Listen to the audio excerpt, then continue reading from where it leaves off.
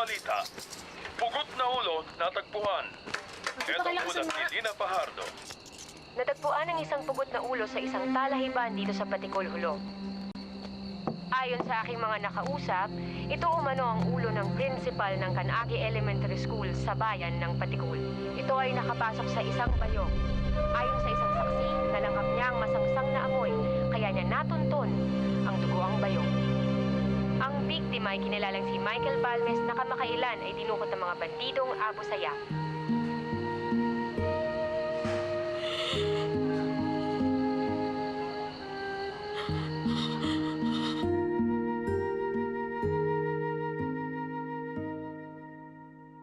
Kinakailangan bang umulan ng punlo? Kinakailangan bang maghari ang gulo upang ang bawat tao'y magmahalang totoo? Kinakailangan ba ito?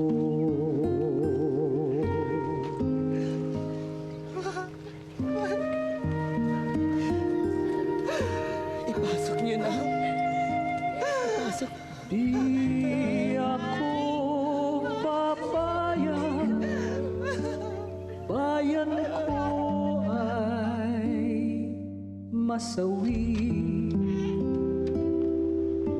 sa kapayapaan na minimithi.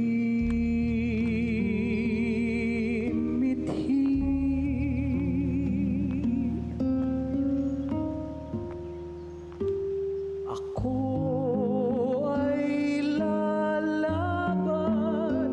sandat ako itong awit at puso